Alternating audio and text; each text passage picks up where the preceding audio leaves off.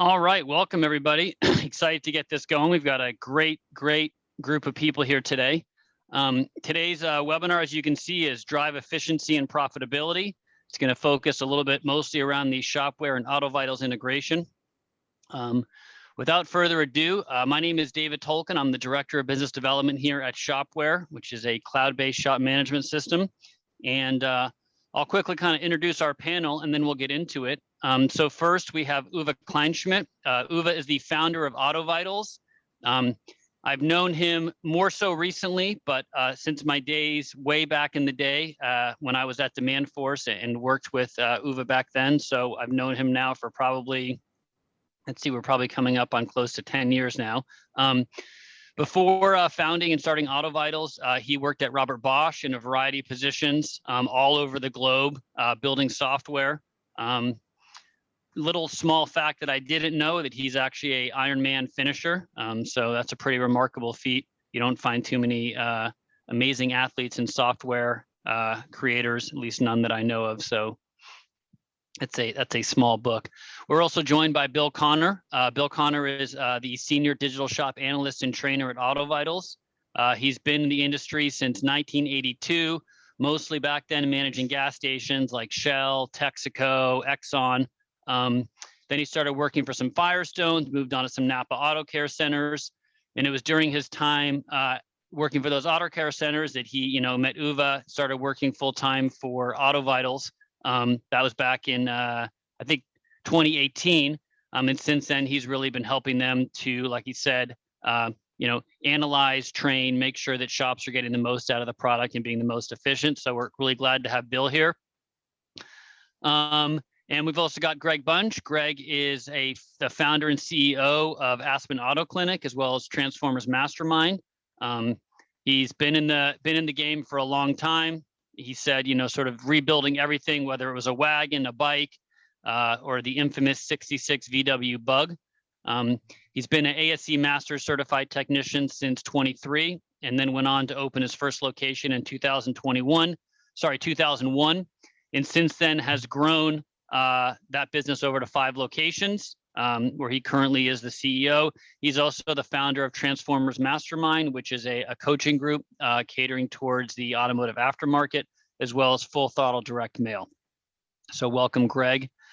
We've also got Kristopher Heil, who is the shop foreman at Aspen Auto Clinic. He's been in the business for over 14 years, started mostly off in the dealership business, but has since moved on to independent shops, really with a focus and specialization in European vehicles.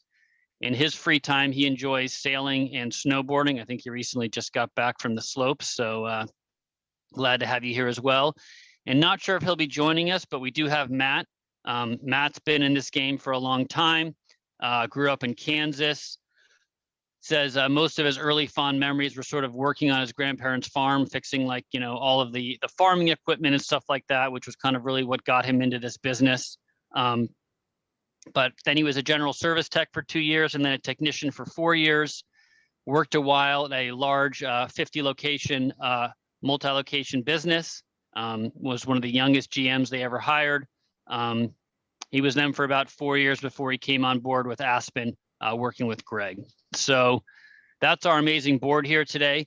A couple of housekeeping items. If you have any questions, please put them into the Q&A and we'll get to them as we come along. This will be recorded, so you will have access to it in a couple days.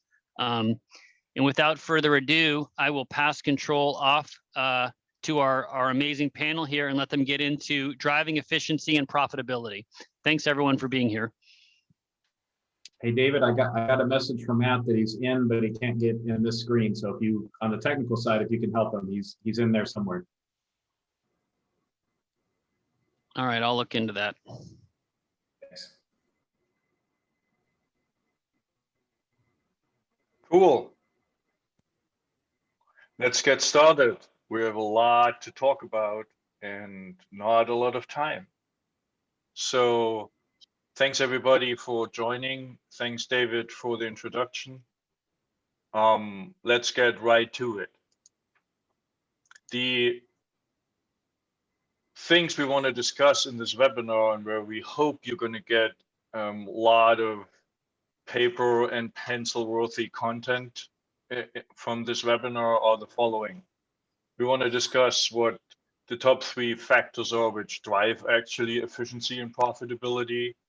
We want to talk about digital inspections on steroids, and then go to Aspen Auto Clinic, especially Chris and Matt, and see what the results are after 8 weeks of using the integration. And last but not least, please keep shooting questions in the Q&A section so we can, at the end, answer any question you might have. What are we talking about when we say 3 factors, and why is it not the standard 3 factors you probably hear from a coaching company? The beauty about going digital to its fullest extent is the ability to measure behavior, right? So a technician has a tablet and it's not just using it for doing the inspection. Basically, the whole work of a technician can be measured. So that allows us to really go to a level of detail in measuring whether techs work to produce build hours. That's their number 1 goal. The same is partially true for the service advisor. We have now the ability to measure things which were not possible before, and we want to create the best ratio of approved and deferred work by the service advisor. So let's be clear, it's not just find as much we can sell to the customer, it's really finding the best ratio between the 2. And last but not least, absolutely key in this whole thing is, how do I measure, motivate, and manage staff behavior? It's an amazing journey if you take it. Some people say it increases morale. Most people who do shop meetings get a lot of data-driven results and goal settings out of it. Will, you can kind of talk to me in the meantime. Hello, Matt. Hey, how we doing? So I've actually been here the whole time. I'm not sure why. I guess couldn't see my pretty face though. Now we can. Welcome. And so, oh, go ahead. I just want to point out this little graphic here on the right, right? If you do something new, often there is a short phase in which a KPI might suffer, right? Because you're building new tools, you're getting the habit established. But once that's established, normally you see an increase in the KPI, whether that's ARO or weekly revenue or whatever, because the new tools and process, especially using digital KPIs, are transparent and the whole team is involved. And we want to talk about this today as well. So it's not just how does Shopware integrate with AutoVitals at the bit level. It is more how does this integration help to reach those 3 top goals. So I would love to, before we get into the details, you know, ask Greg in Aspen Auto Clinic, how was that for you guys when you started? No, that's a great question, Uwe. I'm glad we're bringing that up. So, you know, owning multiple locations, and everybody knows the price of real estate is going through the roof. Finding good technicians is harder than ever. And so, you know, the question always becomes, you know, how do we get more out of what we have? And so I got to say, I was really excited. You know, the store's on Shopware, but when we heard that there was AutoVitals integration, knowing the horsepower that the AutoVital product will bring as it married up to Shopware, that's what really got me excited. Because look at the same things. We're always looking to maximize that time for the technicians. We know that that's, they're probably, on retail, most shops, it's, $3 to 50 cents to $4 a minute that they will be producing for the store. And so you definitely want to capitalize on that time. And really the thing that I knew that AutoVitals was going to bring to the table is the next level analytics, which we talk about behavior in the shop. We talk about different ways of monitoring it. But when I saw the demonstration of how the software can actually measure, motivate, and manage a employee's behavior and really do drill down deeper than anything I've ever seen before, absolutely got me excited for bringing this to my organization. And being the head of Transformers Institute, where we have literally the top 1% of the shops across the country gathered together and exchange best ideas and collaborate. Certainly software, digital inspections, employee behavior, these ratios, technician productivity, those are all subjects that get brought up. And so when I hear that the clients that we work with that have AutoVitals, those tend to be the ones that really have drilled down into these and made drastic differences within their company. So super excited about the combination of AutoVitals and Shopware coming together. And I really, just in the short time, the difference we've seen, and I know we're just getting rolling. Thank you. So let's drill into the first one and see how digital inspection often is seen, any inspection for that matter, is often seen by the technician as additional work, not being paid, or sometimes being paid.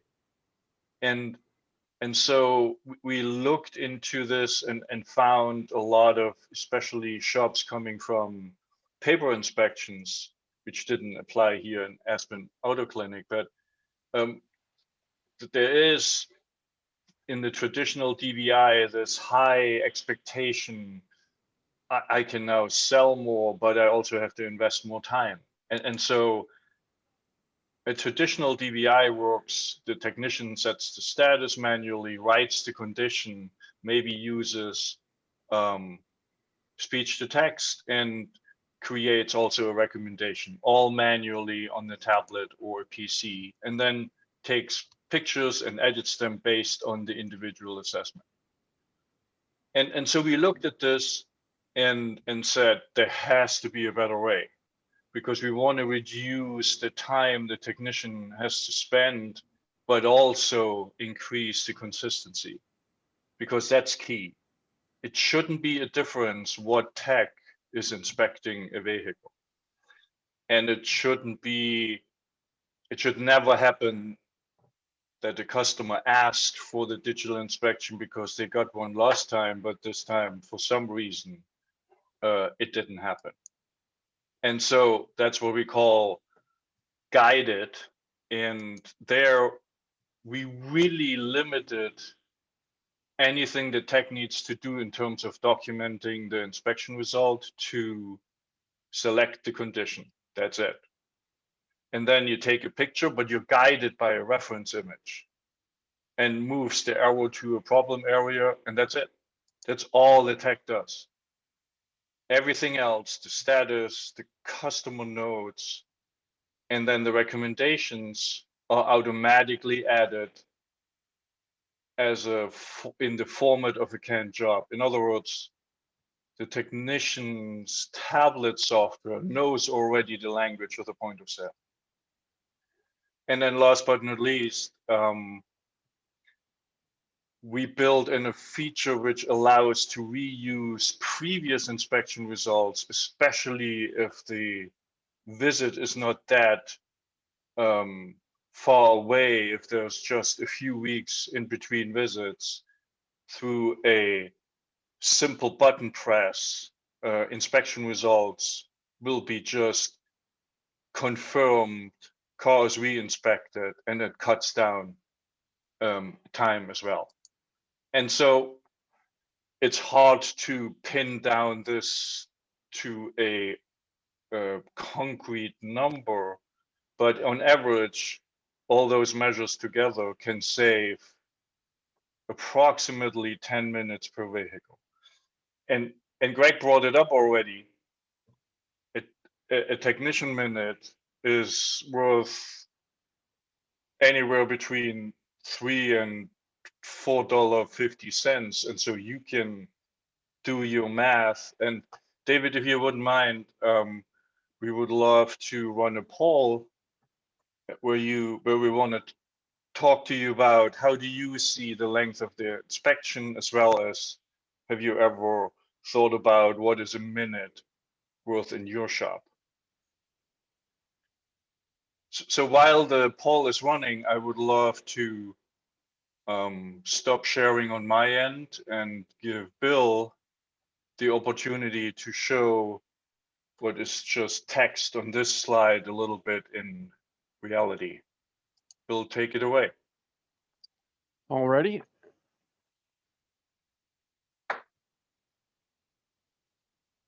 Let me find out what monitor I've got this on. And can I assume that you can see a nice little tablet in the center of the screen? Yep. Yeah, you're good. Awesome. So, Uwe keeps saying that guided mode, and I go ahead and talk about it as advanced authorization and retention mode, because basically it's stepping everybody through it. So on the right-hand side of the screen, you can see a tablet and how it's laid out. And you can see it's broken down into 4 areas where the technician is going to look at the topic. He's going to understand and make a selection, and then it's going to step them through each of the way that goes through here. And we've got this set up like this so that way nothing gets missed and it creates a very consistent inspection. Let's go on to the next area here.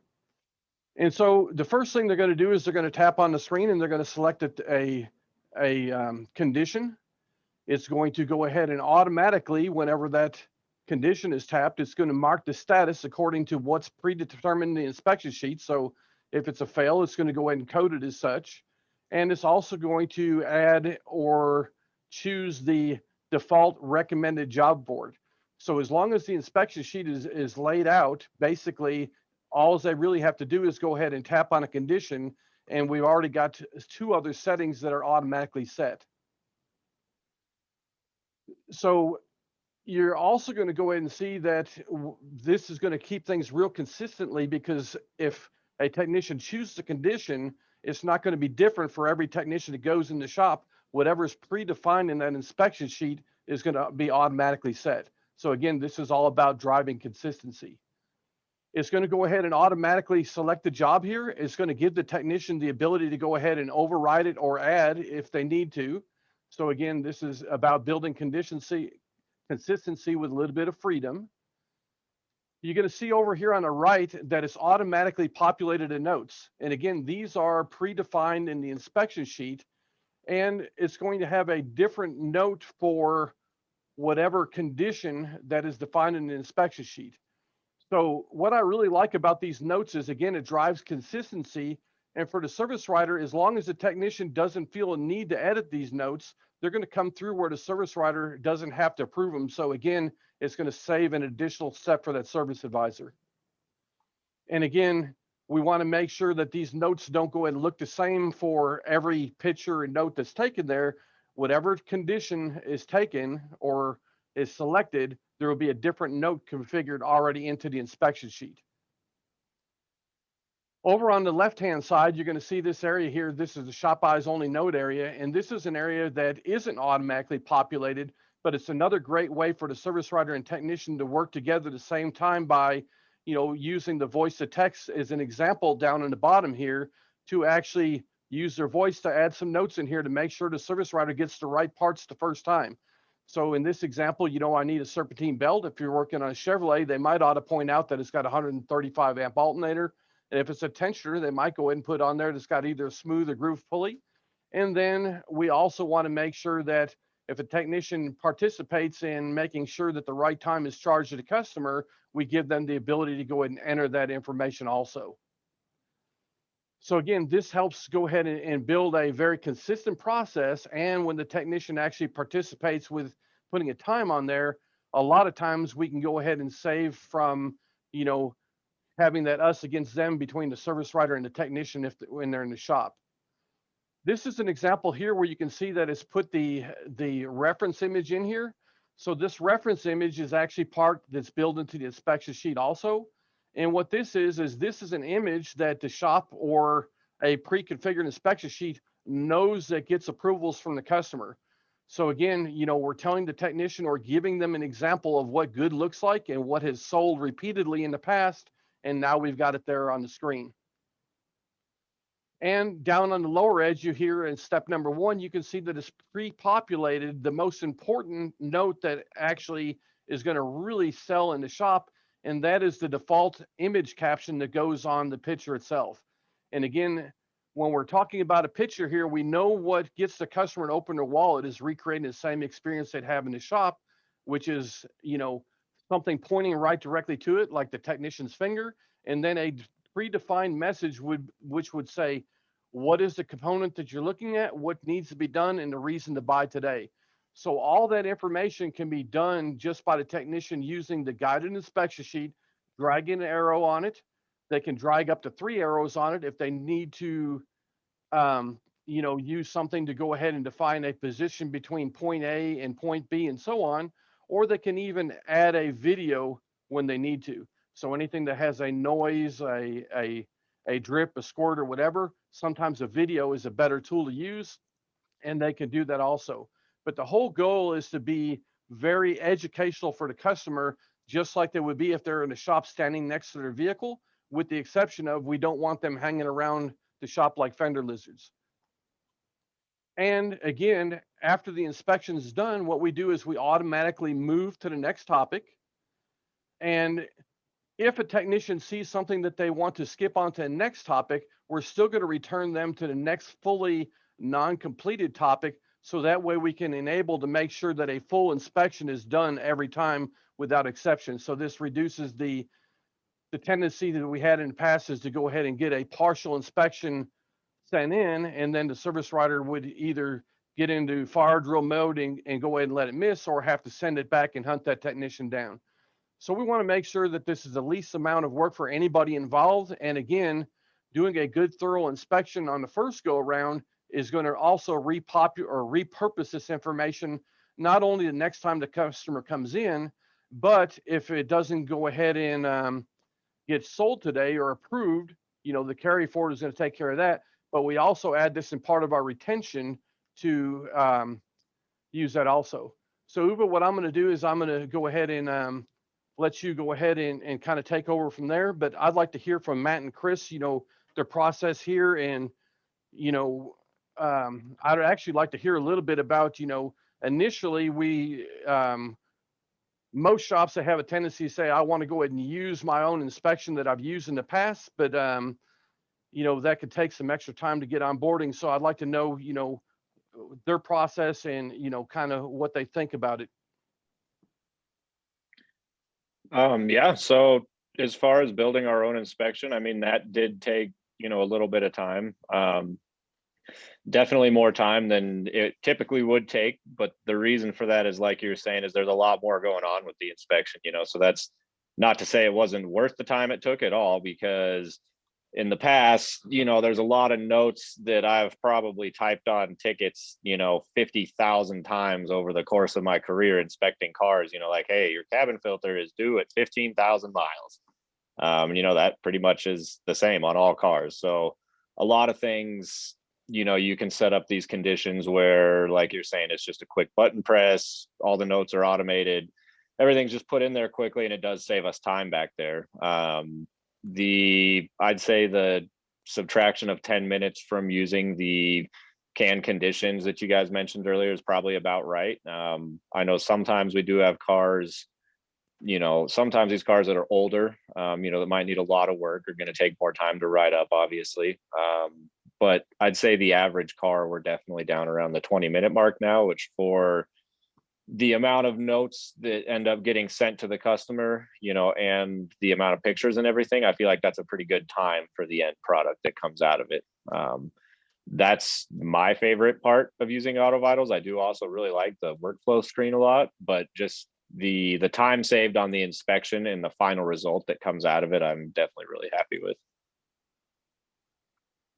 Yeah, I would love to add one more thing to it.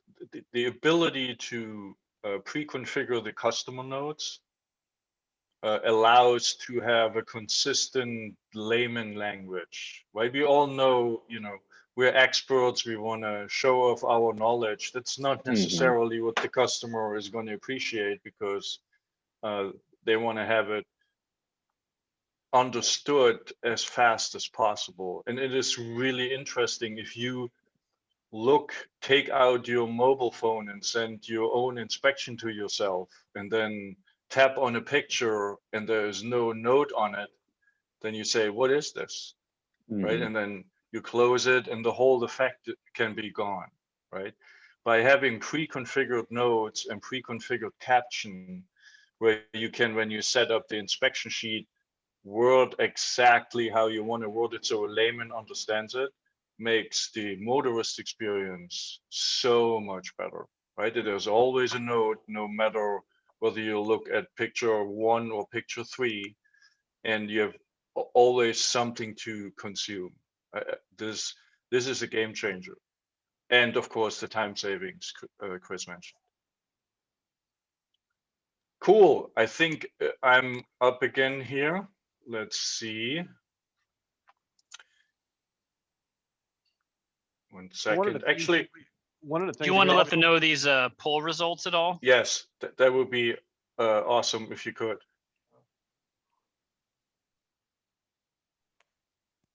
So the good news is we have quite a bit of inspections which are below the 30. Most of them are in the 30 to 45. And we have a few people who say the focus is basically, I want to increase ARO, and initially it doesn't matter how long the inspection takes. And then the 1 minute of a technician, I remember Frank Scanduro was hammering that to us, and it opened my mind tremendously. So most of the shops have between $3 and $5, and you can imagine what you can do with 10 minutes savings. So thanks, everybody. So there's one more thing on the guided inspection before we move on, and that is that the consumer is going to go ahead and get educated on their vehicle in one way, shape, or form before they make a buying decision. So using the guided inspection is actually going to go ahead and let you control all the content they need to make good decisions all in one document without having them escape somewhere else and search Google or so on. So, in the past, an inspection with just a picture on it and some information, that might have done the job. But in today's time, people can search so easily, they're going to get the information, and you're going to really stack up a win when you supply that information to them. Thank you, Bill. Let's move on to the service advisor. And let's do the same contrast. In a traditional DVI situation, what happens is that the service advisor looks at the recommendations which come from the tech. And remember, they're manually written. The service advisor needs to look through everything coming from the tech and sometimes need to correct them or leave information out, or worst case, send the inspection back and ask for more information, and then builds the estimate based on what came from the tech. And in our observation, since the service advisor is constantly in stress making it work, focuses first on the findings by the tech they are confident in selling, right? So there are just to get everything done, there's a kind of a filtering of the findings, and then if the quality of the images or other notes is not as good, there's a chance that this is going to be skipped. And we all know that service advisors spend a considerable time our research shows up to 60% of their time on estimates. So that seemed to be a perfect target to save time.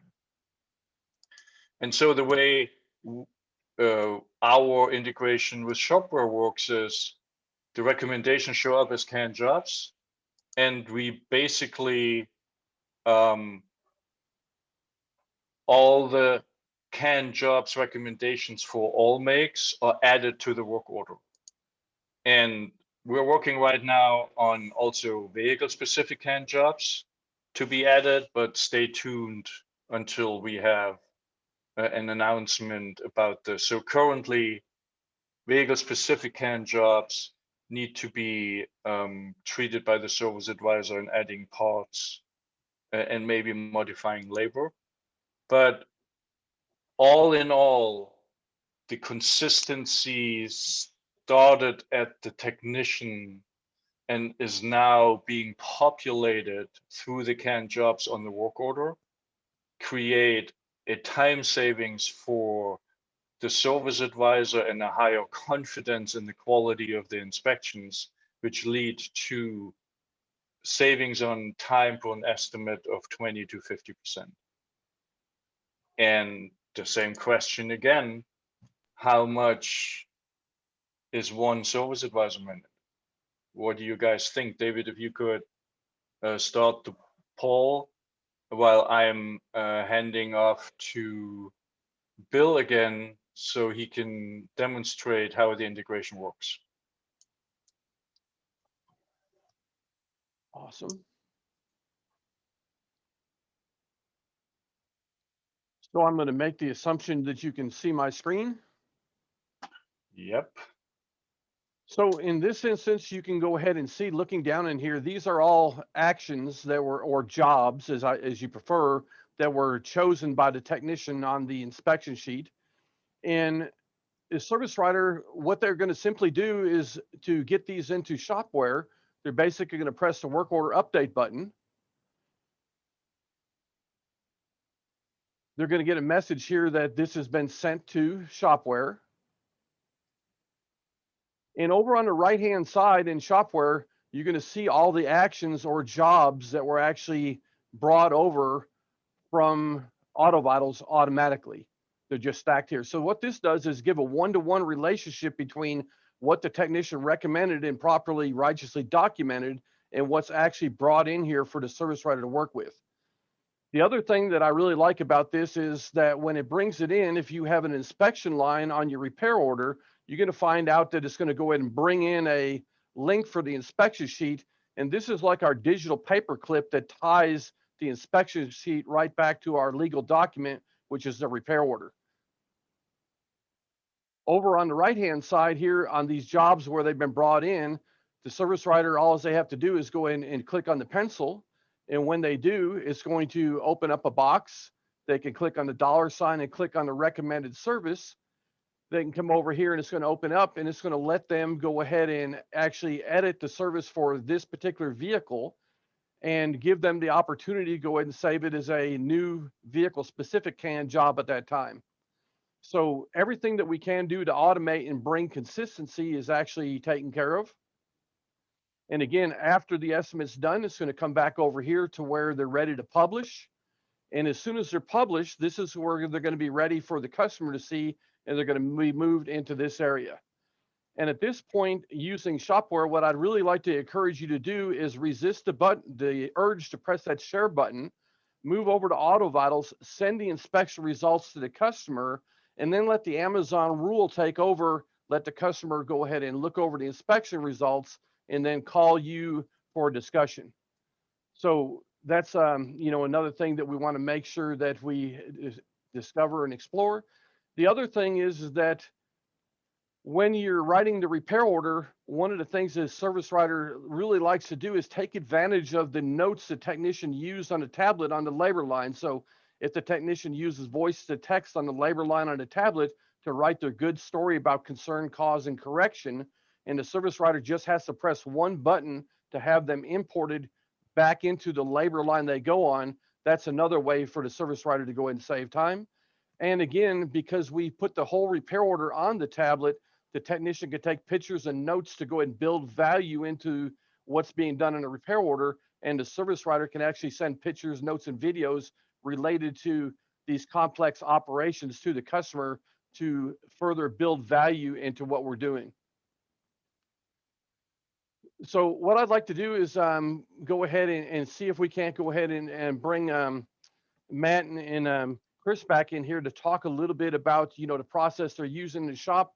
What did you discover about making sure that there's a all make and model can job actually inserted into the inspection sheet for each action that's on your inspection sheet and so on? So what I'm going to do is go ahead and remove control and pass it back here.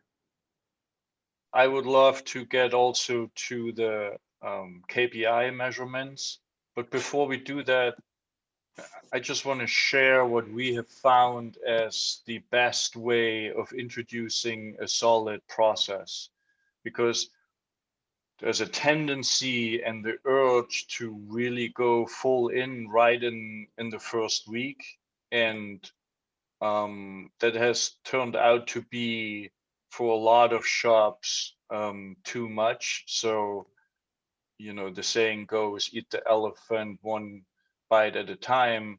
And here are the 4 phases we have identified when you go in. And Aspen Auto Clinic, just to make that clear, is right now in phase 2 in our assessment. So you start with quick wins, with simple to execute inspections. Don't follow the urge to build a 150 topic inspection sheet because everything is digital and you can put everything on an inspection. You know, a good number of inspection topics is between 35 and 50. Needs to be obvious to the layman and easy to perform to the tech, so you can really gain the quick wins and enable a high momentum, and do that consistently. Once that's established, you go and engage the motorist with the Amazon rule. And Matt just described what the Amazon rule is, which is basically don't call the customer right after sending the inspection result and apply sales pressure, because that is what it's being perceived as.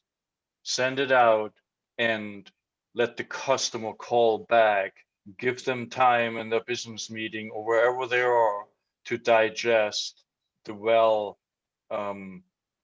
marked up and edited and with clear recommendations on the inspection sheet, and then they call back and have a lot of buying questions.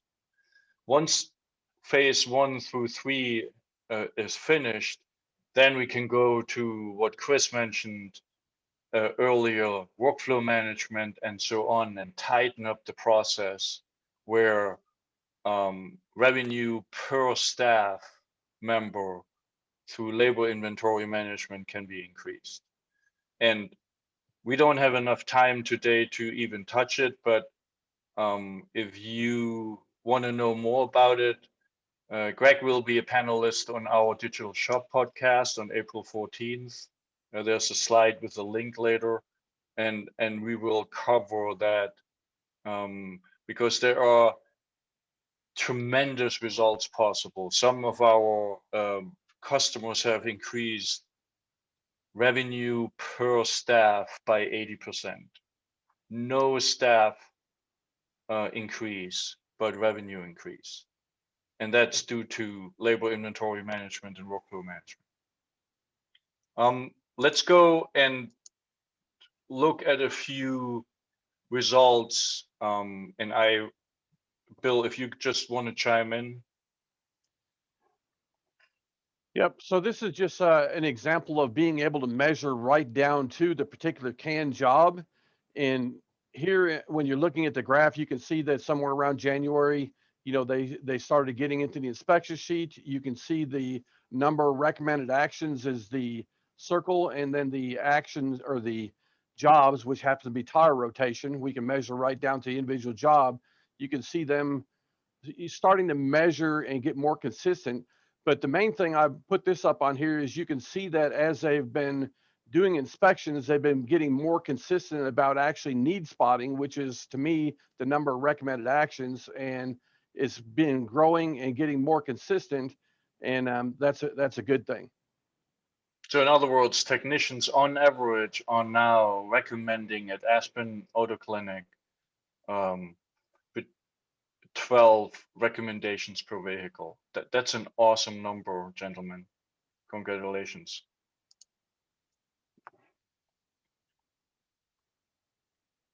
And you can see here also that this has got the number of the inspection rate and the number of actions per vehicle. And you can see that it kind of started out, kind of up and down all over the place. And then somewhere around, January 24th, they kind of got dialed in. And now you can see that it's getting consistent and it's growing, and they're kind of mirroring each other. So even though they're not in the full consistency stage yet on these two KPIs, they're actually definitely trending in the right direction and getting nice and steady. And this is where, we make the assessment that they're not quite where they need to be yet as far as consistency, because we can see that we're kind of up and down all over the map. And you can see whenever there's a valley down there, there's plenty of room for improvement. But the good thing is that whenever you're sending the inspections to the customer, you're getting some good engagement time by the customers. And at this point, what we want to do is build consistency, and then we want to work with the staff to start doing some inspection audits to go ahead and make sure that the quality of what we're sending the customer is spot on. Yeah, and we've been doing that sometimes in the morning powwows. I've just been pulling the 5th inspection from the day before, just that way it keeps it nice and random in case someone were to try to game it or whatever, which I think would be unlikely. But we've been doing that the next day, where we'll have our morning powwow and we'll just kind of pull the 5th inspection from yesterday and see what it looks like. And, we'll just go through and everyone looks at it and says, hey, those look like good notes, or hey, maybe you should have taken a picture on that, or, it's kind of a opportunity to poke fun at each other and just make sure that those things are, those things are happening and the inspections are consistent. And I do like the screen we went through on here as well, where you can kind of see what is consistent between the techs, because we were able to kind of see that with 3 different people looking at cars, we all had really similar write-ups outside of a couple things. It's kind of funny.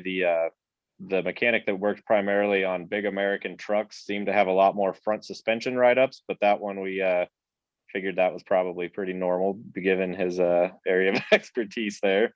But yeah. So when you first started doing your meetings with them with this audit tool, did you go and explain to them what good looked like, and then have them start telling you what they thought they could do better? Kind of maybe say a little bit about how you're conducting that meeting. So in the screen that we're using is just, I think it says inspection audits, and it kind of looks like what you were looking at earlier. It's that kind of view where you can swap back and forth between the customer notes and the shop notes and just see all the pictures. And it wasn't even so much, I think the guys, I think a lot of them, if they see that end of it, I don't think I need to necessarily say, hey, this is what it should look like. Sometimes that's, we'll say that, but a lot of times it's like, if all 3 of us are standing there and we look at something and there's, a box checked red and a bunch of notes about this oil leak and no picture, I think we're all going to be in agreement. It's like, man, you should have put a picture on that. We keep kind of almost keep each other accountable. And it's, because like I'll be the one doing this morning powwow and I'll pull one of my own inspections, and the other guys, sometimes they'll look at it and be like, man, maybe you should have done it like this. And it's like, oh, you're right. That's a better idea. But that's something I think has been helpful. So we've been trying to do that in the morning powwows just to make sure that's all kind of consistent. But yeah. Yep. Great way to build a team culture for sure. Right. When I look at this, what I really like, apart from what Bill pointed out, is if you look at the average of the motorist research time, how it increases, right? That shows clearly your customers more and more and more spend longer time on studying the motorist, the inspection results. So the motorist research time measures every active research action on the inspection result. If you just open a browser and don't do anything with it, we don't measure anything.